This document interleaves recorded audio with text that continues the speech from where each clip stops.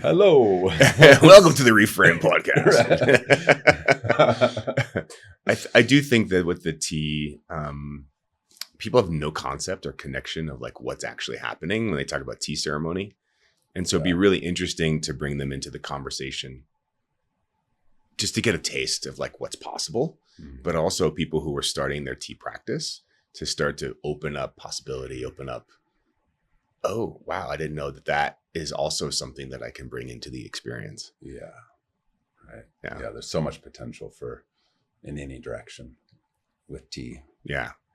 Well, so first, I always enjoy dropping in with you and spending time with you. And I think this is our first time doing it in this context and this depth. Yeah. It's usually like walking on a trail or, sitting across the table from each other in a different context. Yeah. There was a couple of things that really came up. It struck me in this last night. I was really thinking about this conversation and also like the way in which things emerge as paths in the world. And people ask me a lot of time, like, what's your why when you do something? Mm-hmm. And I've just found that my why tends to evolve or emerge after the doing. Mm-hmm. Like for the tea, for example, my first pour of tea was sitting with you. Mm-hmm. And in that experience of sitting in a meditative context for 90 minutes with several other people, it's not really meditation. It's just there's sort of this deeper contemplation, this deeper opening and listening. I knew something occurred inside when I sat with that first or second or third bowl of tea. There was like a knowing. Yeah.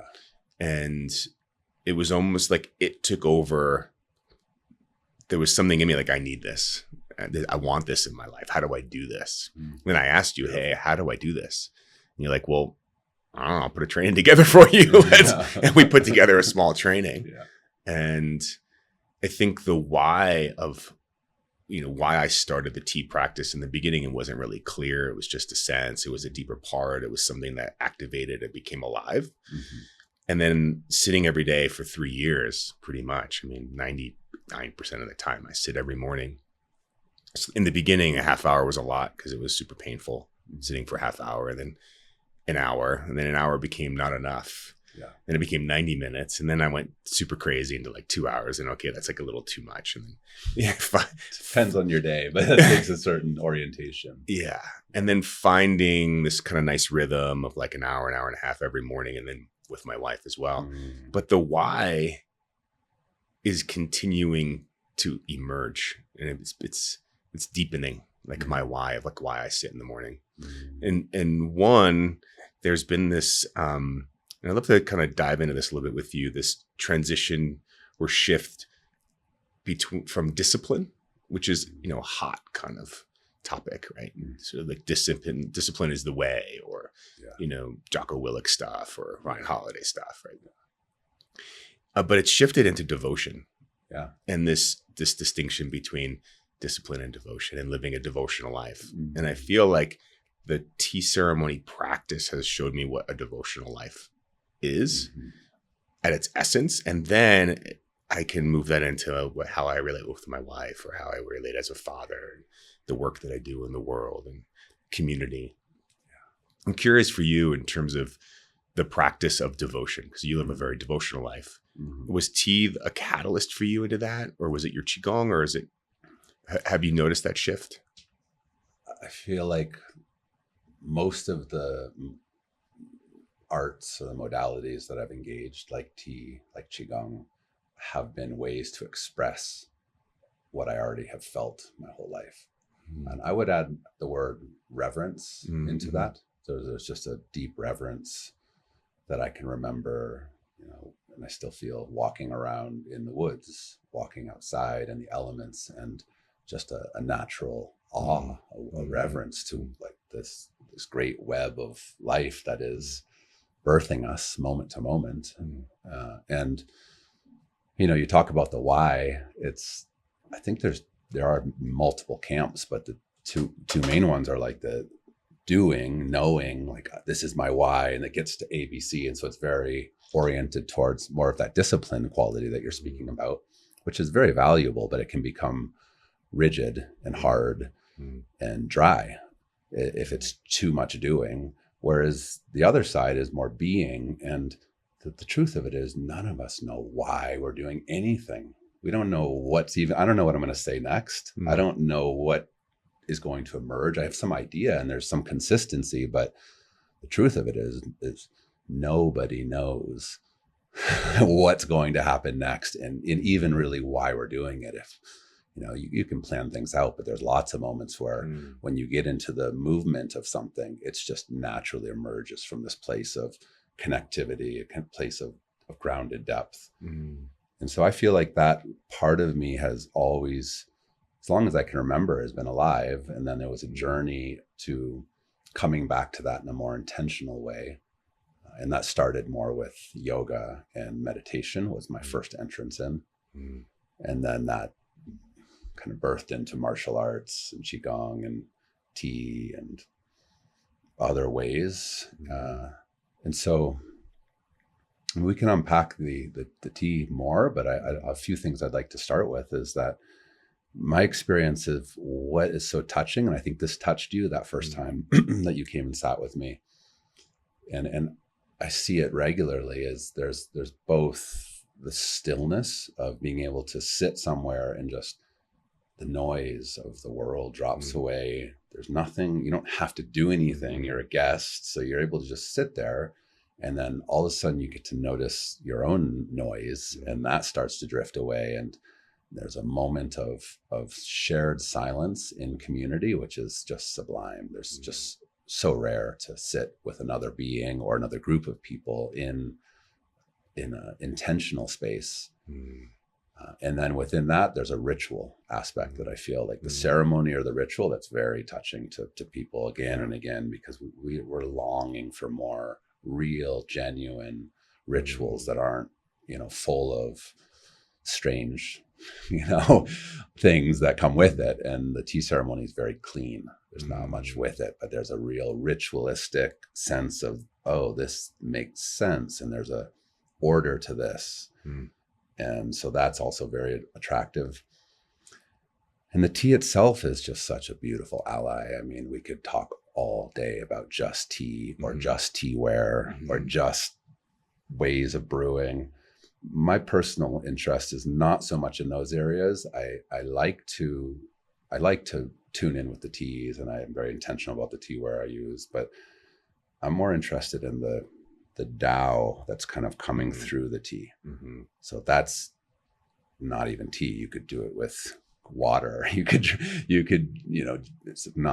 it's something that's bigger than the tea, but the tea is a really great entrance into it. And so what is that? And that's always been my interest, is what's upstream from the modality that people tend to spend a whole lifetime refining, whether it's sports, whether it's qigong, whether it's anything. And that's a real art, but like, what is upstream of that? And what's the quality of the being that's actually holding the tea ceremony or actually going through a qigong sequence? So that's one. Yeah, that's that place of real deep consciousness and presence in space.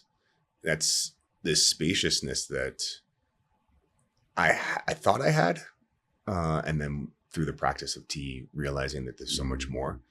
It's kind of like, I'm sure you've had this experience with Lua. You thought you had an open heart, and then you had a child. And then you're like, wow, okay, what 100 really is 10. And now I know what 100 really feels like. And I think there's this cycle of testing assumptions of what I think to be true, or testing my edges of what I think is open. And this repeated practice of the intentional ceremonial component of resting in being and noticing how busy the mind is. Because one of the challenges that I notice, especially with people who own companies, run companies, successful, there is this, they're very far from stillness. And there's a fear of going into stillness, because if I go into stillness, then I won't have, there's some belief underneath there that the stillness or the rest is lazy. Right. There's no value in the yin side of the curve. Right.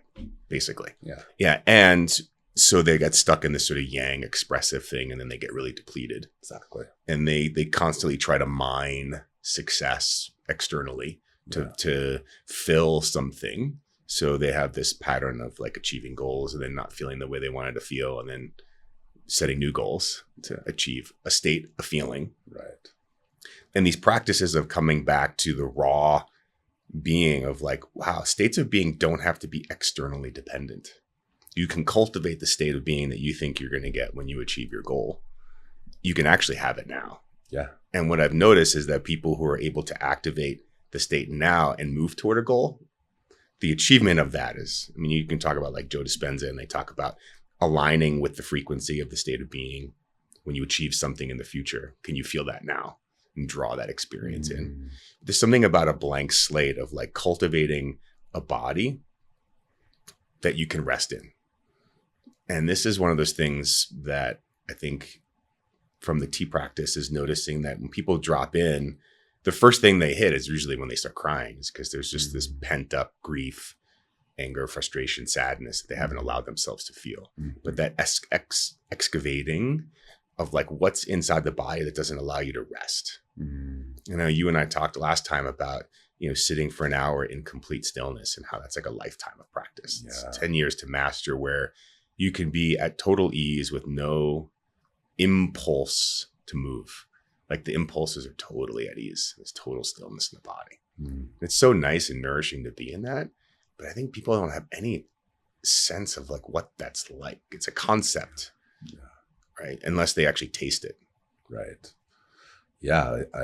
And that's part of what mentorship is, or teaching is creating circumstances where someone can taste something a little more expanded, a little deeper, more present, like some of these qualities that we know, but like you described, oh, I thought I knew that, or I thought I knew my heart openness, but wow, with my daughter, it's a whole nother magnitude of that. And so it's creating situations where people can actually have a felt sense of what that is, because you can read about it and you can hear people talk about it, and it's kind of like makes sense, but until you're actually in the room, in that experience, it's just words. And so that's a whole different dimension of teaching. I want to come back to one thing. I want to come back to the discipline piece, and also a few other things you said about the body being here, and kind of excessive yang energy as the world view right now in the marketplace and the economic systems in the world. The Western world is excessively outward going. And I'd like to just give one lens, one way that I'm currently looking at things that I think is useful in this conversation. It's the 5 elements. So I'll just share a very brief cycle around the creation cycle. And it's one of these things that one could spend a whole lifetime unpacking. But as a map, I find it really useful to look at where, as humans or as clients, as cultures, in relationships, where we get stagnant and where there's too much, where there's not enough attention, but generally where the energy gets stuck. And that's where illness or unconsciousness happens, rather than the web needs to keep moving. So the Tao, the life force, whatever we want to call it, must keep moving. And when it stops moving, that's where all of our ailments come from. And so if we start that, it starts in wood traditionally, but I like to start in water, which is one back, which is basically in the deep yin. It's in the creation. It's in the gestation of something. It's basically the deep mystery where nothing's moving. It's the deep winter. It's the kidneys. And in that place, it's just, you're absolutely sourced. You can sit in stillness. There's no need to do anything or move. You're just rested in the root. And then if you sit there long enough, there starts to be a desire to do something. There starts to be a desire to actually feel an inspiration to get up and write this person, to get up and to brew a cup of tea. And so that starts to enter into the world of wood, which is liver. And that's associated with the whole realm of basically taking that essential zheng, the most essential part of yourself, and then bringing that slowly into the world. And so wood is where it starts to happen. You can imagine a seed starting to crack open. It's like the possibility. It hasn't happened yet, but it's the possibility. And it's associated with anger as well, because when there's resistance to that growing, the natural sense is like to push it away, to create a boundary, to have to break through something to actually express. And so you break through, and then you go from wood into fire, which is the heart, and it's associated with summertime. And that's really culturally where people want to try to live all the time. That's like doing the thing fully. It's like, and the healthy side of it is like leaning past the point of knowing, and it takes great courage. You don't know what's going to happen. So that's the beautiful yang part of all of us, is like, I'm not sure what's going to happen, but I'm going to go to the tip of my capacity and find out what happens. And there's vulnerability in that, because you may fail, you may succeed, you don't know what's going to happen, but that's naturally, it's full of both vulnerability of that and abject failure. There's all these realms, and that's where people try to stay. And what happens is, as a culture, basically just toggle between those two, go back to start, do the project, succeed, go back again. So it's just back and forth from wood to fire, and there's no rest. It just burns out. There's no sense of honoring the greater web of doing the thing. And then the natural cycle then goes to earth, which is landing back in the body. It's taking care of yourself after doing a big project, after taking a big hike, after really stretching yourself into the unknown. You want to come back home and tend to yourself, sit and have a tea ceremony, eat well. And in that realm is where care lives. And this is where we get into devotion and discipline and belonging. So I'll continue a little more and then I'll come back. But so if within earth is care and belonging, you belong in this earth. And then that naturally goes into autumn, which is metal. And that's the element of internal, it's like letting go of the world, whereas fire is outward expression of truth, metal's inward expression of honesty with yourself, really telling the truth. Nobody else is there. You're just sitting with yourself in the rigor of, where have I been on? Where have I been off? Am I truthful in these areas? How could I live more strongly? And that's where discipline can be used as an abuse, or like an overbearing, like, I must do this thing right, I have to show up, versus it coming through earth, where you develop a sense of, I belong, I care for the people I love, I care for the world.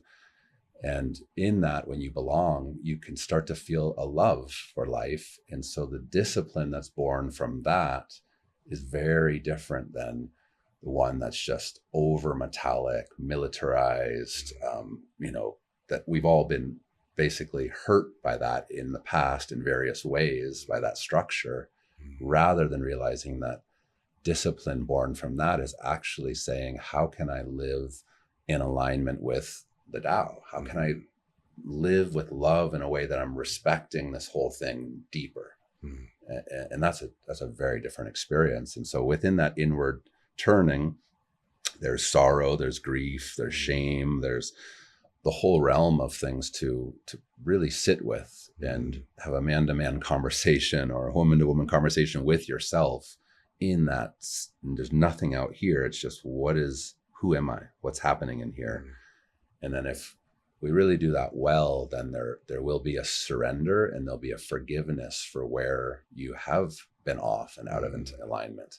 And in that surrender, then you can finally let go back into the water, back into the source. You're kind of washed of all the bullshit that you've accumulated in the year, in the project. So you wash away all the excess of inauthentic fronts that we built over a lifetime or over a year.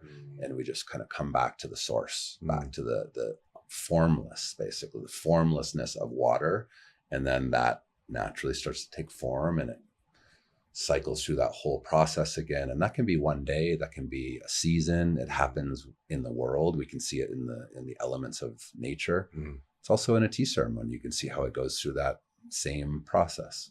So it's a great way of looking at at our own days and our own cycles, and aligning ourselves to something greater rather than just produce, start again, produce, or produce and then become hypercritical about where you could have done it better. That's the abuse of it, is using metal to just like over criticize and over structurize something in yourself, which becomes really rigid and like a straitjacket. And we know that as, you know, as men. And I work with a lot of men that have lived in that for a long time, and they've done really well in one domain. They've cultivated a tremendous, you know, success, but then inner dimensions of currency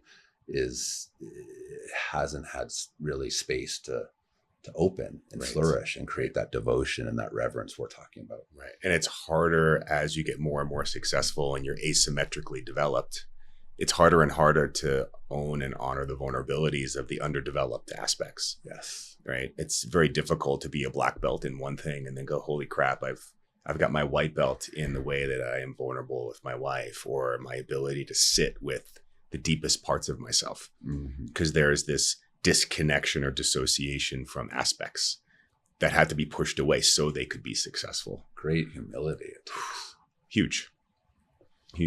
I love the cycles. It's funny, when I was got my massage therapy license when I was 21, I went through the whole shiatsu training and the 5-element theory. Yeah. And just taking a look at the ever expanding understanding of what that actually means. Like, even as you're talking about, there's little pieces of like, oh, that little distinction, that little aspect, how it really fits. And how I used to call it the I know that syndrome.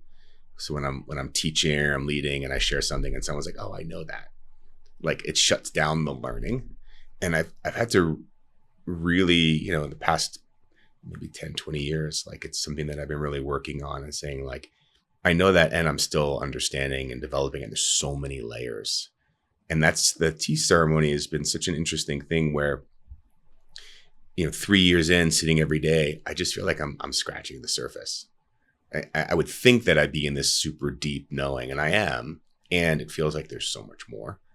And this kind of like staying in this open space of discovery and distinctions, and as a male kind of ego evolves, I think that finer and finer and finer distinctions are such an important thing. Mastery. And I don't know, in my life, when I think about even all the different things that I've done, sitting every day, resting my mind, getting out of the conceptual world into the embodied world, I don't know, like, if I would have been able to have these finer and finer distinctions if I wasn't able to sit in that stillness. It's in the stillness that I get to sense and feel the deeper aspects of myself, beyond the mind, beyond the conceptual world, beyond the narratives and the stories. Yeah. And I know you and I have talked about the many different portals and pathways into that awareness, and qigong being one of them. Yeah. Has tea and qigong been the two main practices where you've been able to cultivate that distinction, or are there other practices that you have? My experience of it is that it first came through sitting in silence in meditation. So I have 20 years of doing an annual solitary retreat somewhere up in a cabin, some mountain range, wherever I'm happening to be living in that time, for 2 weeks, something like that, just alone. These last 2 years, I haven't done that. You have a child now. So it's a different kind of retreat.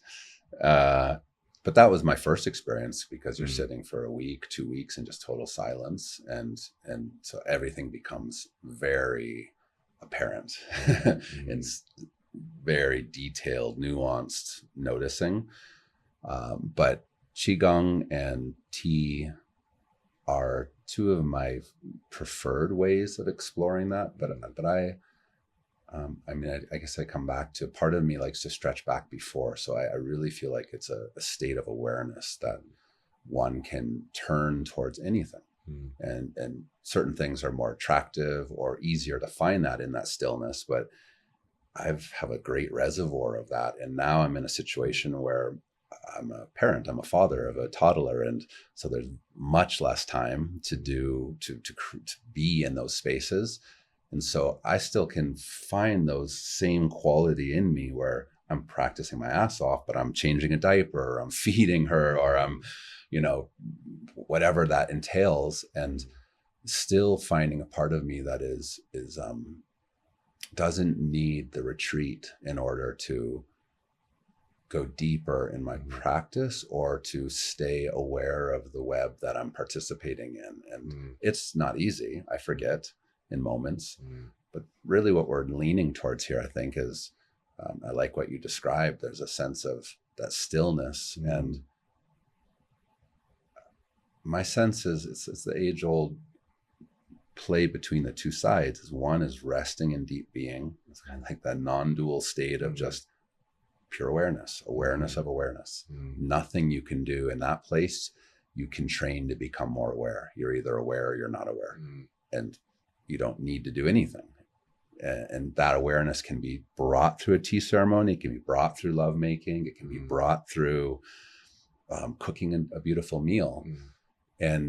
But the distinctions of mastery take time. So awareness takes no time. You can just pop open or forget. It's timeless. It's always there. But learning to do tea, or learning to do a martial art, or learning to do anything where it takes time to build the skills over and over, to create the distinctions that build mastery, that takes a lifetime. That takes decades. There's no end to that in any.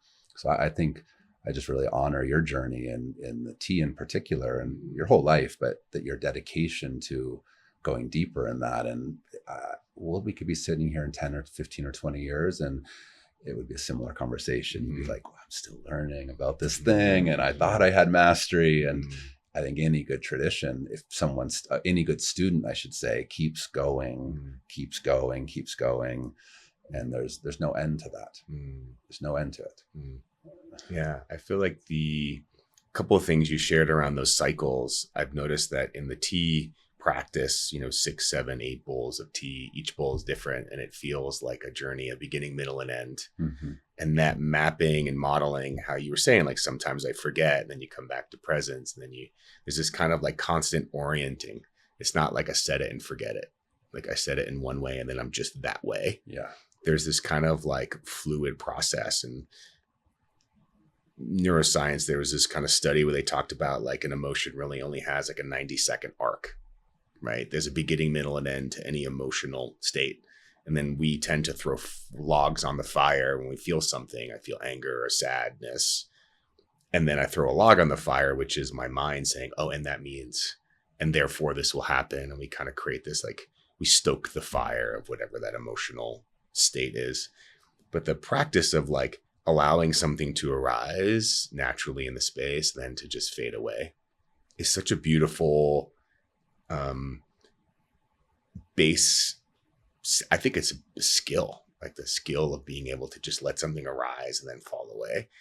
As I move into being a father, I mean, I've been a father for 14 years, but even now with a teenager, like the triggers that, all the stuff now, when I recognize all the stuff that I used to do with my dad, and realizing it's kind of just reversed now. And I'm like, wow, holy crap. Like, look at it's activating my own sense of shame as a kid, or just all this stuff is getting triggered. And can I be with that, breathe, and then come back to presence? And I'm constantly having to repair, basically, with my teenage son, having a reaction and then having an awareness and then coming into repair process, which I actually think is very healthy for him to see the breakdown, rupture, and repair process in real time, which is such an interesting, but I think the tea is allowing me to have the spaciousness to realize, oh, a rupture just occurred. And I can let the rupture kind of fade down into presence and go, okay, where was I out of integrity? Where was I out of alignment? Or the Tao of this relationship, or what's meaningful and important to me here. There's just been, I just feel like I'm such a student, in such a student mind with a 14-year-old. It's very different. 2-year-old's amazing. When 14 is just like a whole other world of like, I need to continue to evolve as a father in my skills and my ability and my regulation and my articulation and my skills on how to, the humility of being, I don't think I ever heard my dad say, I'm sorry, ever. It's like that old generation never really ruptured and repaired. I don't know if you had that experience growing up. Very little. That stillness of place to be able to consider where you've maybe not tuned in with your son enough, or a pattern comes in that is not truly you now. Like that level of awareness that's a masterful training to be able to go from simply, I am Eli and this is my thing and I'm pushing this down, up the hill to get where I want to go and succeed. And like that quality is where we all start from, we don't actually start there. We start somewhere else, but we're conditioned into that. And so building a capacity to have enough space in your awareness where you can see the conditioning, you can see the trauma patterns, you can see the like ancestral conditioning of your language, where you speak, and how all of those things, they have their roots in their reasoning, but a lot of them aren't really true to our essential nature. And so being able to actually go, wow, that's not me. Why did I just say that thing? Why did I have that reaction to my kid? Oh, that's my dad. Oh, I'm working the karma out with that situation. That kind of space is, to me, that's practice. And it's like you can start to feel the edges of this sort of straitjacket of conditioning that most people, it's so tight on them, they don't know it's there. They just feel like, oh, this is just the way I am. And they're just spiraling, tumbling cycles forward of patterns of general closure. Usually most patterns are of closure, and they become more apparent as people get older. When they're young, it's like, it's kind of cute, or, it can even be beautiful in certain moments. But as someone gets older, their patterns, if they're not developing awareness and working with those things, it becomes pretty difficult to be around. And we all have examples of that with, in our parents, perhaps. And so that quality, the practice of awareness, when that spark comes on, it's it's radical self-responsibility to realize that how I am living right now. And I think what we're both describing as being fathers, the real urgency of wanting to not pass on things that were passed on to you. And so the stakes are high and the fires are burning, and it's like, it's the perfect place to learn. And it's the dojo of intimate relationship, of families, of learning that is where we're going to get fried the most. And all of the curly cues, all of the things that we thought we attended to, or we didn't even know we had, they're going to come to the surface. And having like the training sense and the ethos of like, this is hard as it gets. It's like just crushed as I could be by, the conversation with my intimate partner or a rupture with a child, rather than turning away and like, this is wrong and closing it down, learning just to turn back and go, wow, this is my greatest dojo of coming back to my essential being and healing, and not passing certain things down, and specifically passing the greatness of realization, of awareness. And there's nothing more beautiful and tremendously challenging. And I'm only 2 years in to this with it as a dad. I have years of intimate relationship, which is the same. Yeah, it's interesting. For a long time it was like, oh, I don't want to pass these things down. Ancestral stuff that comes through, right? So my son has never seen me drunk ever. I've been sober 25 years. So he's never actually had that experience from me. But lately it's been like holding these polar opposites, these paradoxes of like not passing down something karmically, right? Negative traits, but also making sure that I bring forward the deep karmic or the ancestral qualities that are useful resources. Beautiful. And I took a trip to Ireland for the first time this summer. Actually, my son asked me if he can go to camp in Ireland. I had never been to Ireland. His buddy goes to camp in Ireland. And it was really beautiful to see that my son was welcoming me back home to where my ancestors were from. Right? And going back there, I felt a deep reconnection to the space. I've always had this kind of like the fighting Irish, right? This like strong, tough fighting Irish energy. And I never really understood where it came from.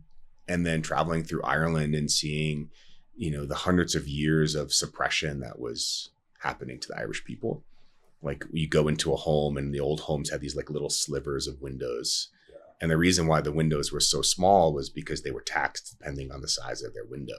So they were trying to keep the Irish in the dark, and they took their music, like the size of your fireplace. If it was big, you had to pay a bigger tax. And so they wanted them in the cold, in the dark, away from their music. And I was talking to a friend of mine who lives there. And the question is, did the fighting Irish, did that resiliency emerge from the suppression? Or was that something from the ancestors, the Celtic kind of drew that all that Celtic energy that came through, they had such a deep will and a consistency and a grit that allowed them to survive through such suppression. Sure. So there's an element of like passing on this energy of like, there's a masculine component to it, but there's this like leaning in and always kind of like showing up and staying in and progressing through and kind of like falling through or stumbling forward or continuing no matter what occurs. And whatever trauma, challenge, shame, breakdown, bankruptcy, whatever the components were, there's something in my ancestors that I want to pass on to him, which is this like deep consistency, this deep presence that no matter what occurs, no matter how much muck gets put on you, there's a light in you that will never go out. Yeah. And I've been really trying to like stay connected to that in myself and then actually bring that into our conversation, modeling that. How do I model that? Yeah. How do we talk about that? How do we live from that place?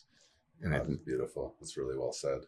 And that's the kernel of are you home? Am I home? Is someone there in their life, in a conversation, in a business? And that willingness to be there both through the thick and the thin, through the exquisitely pleasurable as much as the just terrifyingly difficult, and to choose to be in the body, to stay here in the anchor of the body, even when it's going through pain, even when we don't like it. That's one of the main trainings, I think for humans in general, but my work with men in particular, masculine beings have more of a tendency to pull out of experience, tighten the pelvic floor, pull up, guard the heart, go up into the head, and try to figure it out. And gifts come from that. Like we create all the things, all the technology and the ways of fixing things like that. So it's partially an understandable movement. But when someone spent a lifetime doing that, there's no relief at more success. More is not going to actually let somebody just sit down into their life and be with their children or be with their success that they've cultivated in a way where they can really feel like, I care for myself. I actually respect this thing. I want to take care of this thing. And that takes also landing into the deepest moments of difficult and suffering and shame and sorrow and building that muscle of I am going to stay in this. And I think that's an interesting place, is where do we stay in it too long? Like, so many men are afraid of getting lost and swirled in the emotion. Yeah.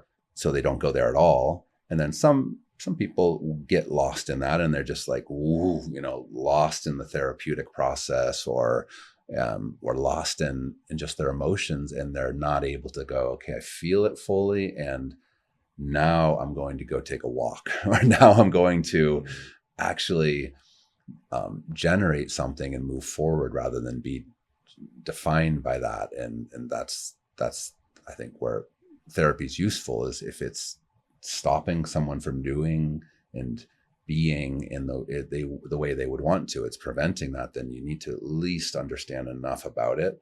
But at a certain point, there's got to be a turn from, okay, I feel well enough. It's never going to be fixed completely. Like, I can be with myself, I can love, I can trust. And there's moments where it still comes up, but rather than spending all my time there, it's like, oh, there it is. It's like that same thing, awareness. Oh, there's that little voice in me that said, you need to do more. Like, where's that coming from? Like, what's the tone of that voice? Is that true in reality? And if I look around, actually, I'm doing a lot, and I could use to sit and just rest for a moment. And so it's trusting that deeper voice. And I like what you're saying of just really being here in our life. We don't want to miss our life. People are missing their lives in technology and striving to do something that's out there. And like, before you know it, you're 40 or 50 or 60. And it's like, where did those decades go? Comes very fast. Yeah. And there's a piece around, I hear this sometimes where it's like, I'm going to go step out, fix this, and then I'll be able to do that. Right. So I'll go work on my ability to have relationships, and then I'll get into a relationship. And I think what you're alluding to is that you do it in parallel. As you go and move toward the thing you want. It's a healing journey. You don't have to have it perfectly. You don't have to be perfectly healed. I mean, there's so many things that I've done. I think when I launched my coaching business 15 years ago, for 4 years, I didn't even think I had a website. And I built a very successful multi-six-figure business without a website. But a lot of people were like, oh, I need to build my website before I start my business. And I was like, no, you just need to start, like, imperfectly. Yes. Like, even in this podcast, it's perfectly, imperfectly started. Yeah. It's still emerging. I have no idea where it's going to go. There's just a calling. And I'm like, I wonder what's here, what wants to emerge. Talking about these containers, creating containers that allow things to emerge from. The tea ceremony is a container. Yeah. Marriage is a container. Being a father is a container. Yeah. And out of those containers, these things emerge that I could never have conceptualized. Like, I don't even think I can conceptualize what is going to emerge out of this process of, getting here, talking to people, sharing ideas. Like, I have no idea. I have a sense, but I'm also open for something new to emerge. And I think there's a sense of like, the fatherhood component is like, I want to be a good father.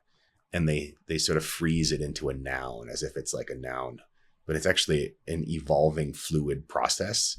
Yeah. That's not static. And there are times I'm an awesome father and times I'm a shitty father. And there's just this kind of like vacillating aspect that requires a presence to go, I'm out of integrity as a father, or I'm not showing up the way that I really want to show up. Okay, how do I make adjustments? Yeah. I'm just staying conscious and present. And I'm still learning and developing and evolving as a father.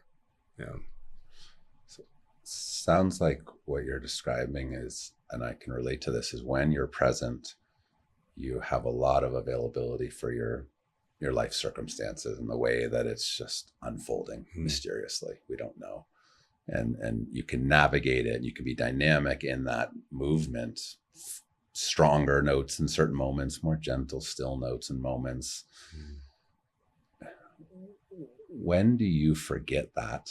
Like, is there one area that you feel like that light of presence, you kind of forget and you crunch down on something thinking it needs to change? Or like, I'm just curious, because we all have the moments when we're open, but then when we forget and a pattern takes over, is there something in particular that sort of brings you in that place? Yeah, I think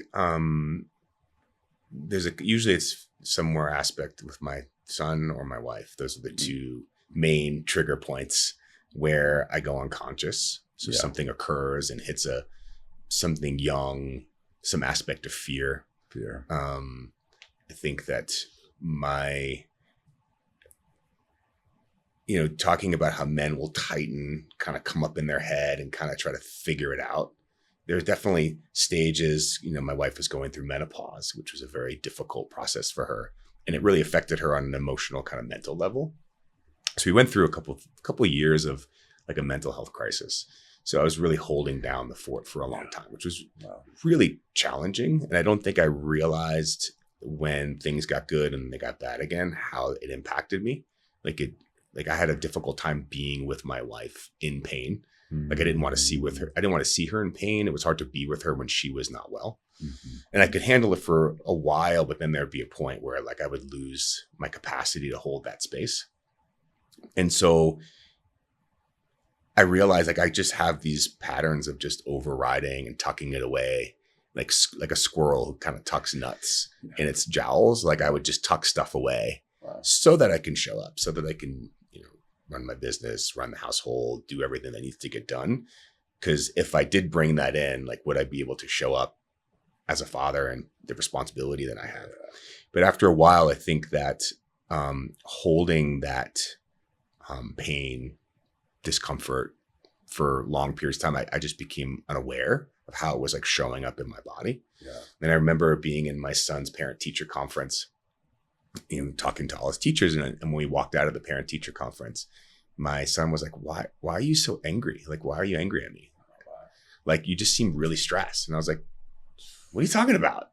Like, I wasn't stressed. He's like, you just seem really stressed and like upset with all my teachers. And I'm like, no, I thought you did great. I thought he did amazing. Like, he was showing up for school. Like, he had such a great like report. And he was telling me that I looked stressed the whole time. And I was like, no. And we had this whole like back and forth. I was like, dude, I'm not stressed. I don't know what you're talking about. And then was sitting with our friend Jason Gaddis. We were on our men's mountain biking trip driving to Moab. And we were just kind of checking in our car. And I was sharing about this experience. And I remember Jason looking at me and he's like, dude, you just totally gaslit your son. And I was like, what are you talking about? And he was like, he was totally picking up how stressed you were. Yeah. You didn't realize how stressed you were. And he, in his context, in the parent-teacher conference, was just seeing you stressed and then making a story that it had to do with him and his schoolwork and all that kind of stuff. Yeah. That was really powerful. That was like, holy crap. Like, I didn't realize that his nervous system was picking something up. And I told him, no, that's not true. So I basically like was teaching him that his emotional sense and feeling was I was invalidating it. Right. Because I was saying that's not true. What you're feeling is not true. And so I was like, hang on one second. I remember just calling my son and just being like, hey, and I just said the other day when you shared that I was stressed, I didn't realize that I was super stressed about what was going on with mom. And you picked it up. And I totally like gaslit you or like didn't acknowledge or invalidated you that you had this sense. And then I was like, how does it feel that I, share that? And he's like, and you could hear him take a deep breath. And he's like, oh, that actually feels like a lot better. That feels good. And he's 13 at the time, right? So you're not going to get a lot of emotional expression verbally. Deep breath is pretty good. Deep breath's good. And that feels better. That's what you get from like a 14-year-old. But I would say like, holding pain, going through challenges in family, I think is a big trigger point for me where I go into like protector mode, survival mode, control mode. That's like an area where I go unconscious. Wow. But needing other people, and this is why men's work is so important, is I needed someone to reflect that back because I had zero awareness of that. Right. Didn't even know that he was picking that up until someone said, dude. Yeah. That's the function of what we were talking about around the awareness of, okay, this is a pattern playing out. When we don't have that awareness, or it's so systematic, we don't even know it. We can be very aware in lots of areas of our life. And then there could be a moment. I have the similar things. And that's a really great use of good, trustable friends, family, a men's group where they can actually say, listen, man, we're here with you, but this is what we see. And at that point, you get a chance. You can hold your defense system. And sure, that's what basically creates the lineages that are unaware is such a heels dug in of like, no, I'm not going to feel this. So that means I have to blame outwards. You're not experiencing that. That's not true, or you're wrong. And we all come from long traditions of that because the pain of actually experiencing whatever it is so big. I mean, I have a lot of compassion for that part of myself and you and anyone that's in those moments. And I think that is what actually allows us to give our gift fuller and to be felt by our family and the world is it's a different quality when you walk into a space and you can feel that someone's strong but humble. They're sharp and they're confident in themselves, but they're also just relaxed and they don't need to force anything. You can feel that they've suffered and they're still able to open and love. It's just a different being. It's a different being than someone kind of coming in strapped with like an intensity of defense, like armor, basically. So when we're too armored, you can't feel someone fully. You feel their armor and it feels a bit rigid to be around them. So the more we all relax our armor and learn to open the antenna of our body mind, so there's actually in relationship to this moment, like a tree, like a little kid, like anything that's actually really in alignment, that's a beautiful being to be around, and it's trustable and it's attractive. And that's the next step for a lot of people that have been successful, wildly successful at whatever they're doing. And I think I mentioned this before. I think a lot of the clients that we both work with are men that have developed great currency, but they haven't taken the time to turn that around and develop that inner capacity to stay present with something that is uncomfortable emotionally, to actually tune into a sense of reverence for life in a way that could seem woo-woo at first, but the more you're there and you sit in a tea ceremony, and you could be coming from Wall Street or some big business, and you come and you sit into this space with somebody that's actually tuned into that, it's undeniable. Like you'd have to be very armored to not go, oh, wow, I've been longing for this. Didn't even know what it was. And maybe it's not tea, maybe it's something else, but something where their whole being can just relax and go, I feel, and that's a real gift. I think that we both offer and is needed in these times when it's less and less of that as we go more towards the virtual and the out of the body, out of the head even. It's like come back into the body, into our patterns, into this moment, which is easy to say. And it's like all the traditions talk about that. But when you actually have an experience of it, it's a very different kind of transmission. Yeah, that aspect of humility because you suffered, right? Like that, creating intentional places to suffer. Right. I feel like Brazilian jiu-jitsu has been that for me, where I like getting on the mat and just getting humbled repeatedly, or getting ragdolled or choked out, or just, pushed to my edge and then feeling myself quit because I've hit my edge. I remember being in a competition and someone having me in their guard and choking me out. And like in my mind, I'm like, okay, just tap me out. I can't handle this anymore. Like I could feel like I was way at my edge where I just couldn't. Like I felt that moment where I quit. And I think it's actually important to feel those moments where you just get to your edge and you quit. Yeah. Like for me, it was super profound to go, oh, wow. Like there's my edge. There's where I was like, I couldn't take it anymore. And I was tapping out, and like knowing where those edges are. And if you don't hit those edges in that context, I always get nervous for people who haven't had that. They hit something in life. And then there's that moment of like, I can't take it anymore. And they want to tap out. Right. Yeah. And recognizing that tap out moment is that moment of breakthrough, is that moment of growth, is that moment of like where you get to increase your capacity. Do you find like, well, for you, one, do you have a space where you go unconscious? Like that clips you out? Yeah, multiple ones. I mean, I catch them, and some of them are stronger force to them. Of course, intimate relationship, definitely. I think that the patterns slide in real fast, and we do our work to kind of stay present to them. And I'm even aware of them, but a certain tone comes up between us, and this atmosphere comes on around me, and I'm aware enough to go, okay, it's here, and then working with it and trying to soften the resistance to it. And is that's black belt material right there for sure. Yeah. And so that's one way. Another area that that I'm working the edge of is like where my orientation to life has been a lot about moving, doing, kind of pushing, bringing something into life with a certain physicality that I've trusted, and it's been a gift. I'm grateful for that. And as I get older as a man, to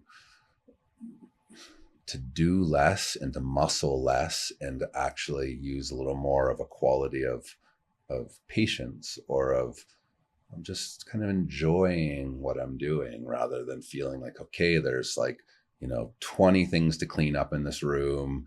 Baby's about to wake up. I've got a client in half an hour, and I've got to do this other thing. And the part of me that would just go into just functioning highly to get everything done as fast as I could. And there's times where that's necessary, but I also that's an unconsciousness for me. And my deeper self knows that when there's not a time to rush, which there are times I have to rush, but 80% of the time, so it stays dirty, and like I clean it up later, or I slow it down, and I prioritize not leaving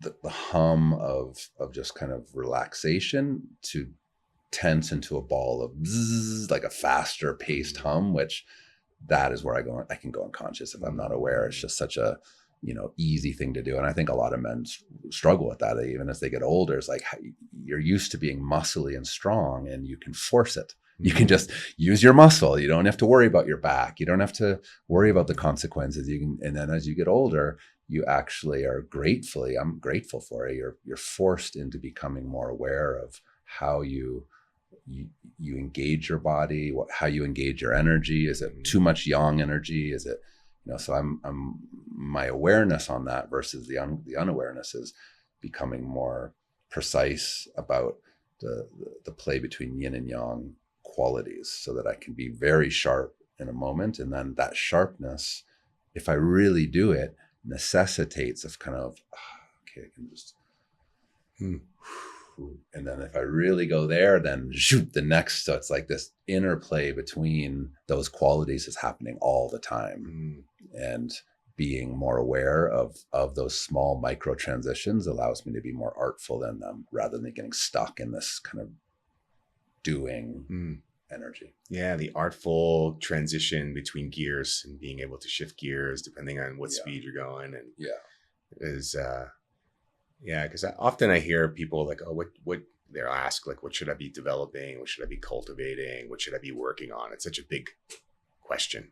It depends on where you are in your journey, where you are in your development, and what's the thing you most want to experience or create in the world, and what's the thing that at this moment would be most useful to cultivate. So it's a broad question, but if kind of wrapping up, but like, what would be one or two kind of main things that people should be cultivating from your perspective, from a skill perspective or a capacity perspective, or gosh, that's a great question. And it's big. I know it's sort of hard unless you have a context or who you're talking to. Well, I think even prior to the context, and my interest in this and my passion more lays in what I was saying, kind of what's upstream. So that would mean, I personally believe that like the most important thing to go to first is like, who am I? What's my attitude? So if I want to learn a skill set, if I want to do a certain business, like that's the skill of doing, or of building, of structuring it. I would want myself, and I would want someone I was speaking with or working with to have a deeper understanding of their inner workings and their inner spirit, their inner attitude towards life, whether they succeed, whether they fail, whatever they're doing, it doesn't really matter. It's kind of all like accessories. Everything we do in life is beautiful accessories that come and go. And so those things come and go, but the part of you that's just right here now, looking into my eyes, or the part of you that's doing the thing, either blaming yourself for not doing it well enough, or being lazy, or being over arrogant about it, like that part of you is going to show up in anything you do, and it's going to be with you the rest of your life. So it's really important to train and get closer into that, and to kind of clean out your intentions some. So there's more of a kindness with yourself. There's more of a deeper trust in like I said earlier, in the web of life. Like I trust life. I trust this place, even in its hardships. So that's kind of the main area that I feel like that's lasts the rest of a lifetime. Like that's you don't get closer to something than that. And then I would say body, training the 4 bodies is always just so there's at least some awareness of the physical body, the mental body, the emotional body, the spiritual body. And so whatever someone's doing, that they realize their physical body can put on more muscle or more flexibility, and it makes a big difference in how they give their gift, their posture, their breath, their relaxation. But you can do the same thing with your emotional body. You can become more flexible emotionally and be more present, or you can have more muscle in your emotional body to last in a conversation that's really exhausting. And you can do it mentally and you can do it spiritually. So I think it's really important for people to understand those dimensions of their experience. And someone may not be a very physical person, but at least they train that enough so that maybe they're more in the emotional domain and they're working with emotions and therapy and kind of attachment and rupture. And these things are incredibly important. I would want them at least to feel how that shows up in their body, or vice versa. Someone that's like very into jiu-jitsu or working out or anything that they're super physical, that they can look at, okay, how does my spiritual body, like, what is that even? So those are, I mean, I could pick from a basket of another 20 things that I think are really important, but those are some of the main ones. Yeah, that contrast between like hitting an edge in jiu-jitsu and then sitting in deep stillness in tea. I think there's something about these kind of like polar opposite edges that give a deep sense of finding the balance point between the pendulum swinging. I love that. Which is such a beautiful, so I always try to cultivate that, like between like sauna and cold plunge is another way to feel these way extremes. And then from that extreme settling in to a center. But yeah, this has been great, man. We should do this more often. Yeah. We should do this maybe in the tea room at some point. We were talking before about the tea talks. Maybe our next recording will be during or after tea. I appreciate that we share this, that we share that in common, and that love of something, and our relationship in that, how it's developed over the years. And so, I'm glad to be here. And I also appreciate just the easy flow of the conversation. Just, same here. Just hanging out, 2 men having a conversation, figuring it out as we go along. Yeah. Right. Yeah. So, appreciate you, brother. You too. Thanks for coming out. All right.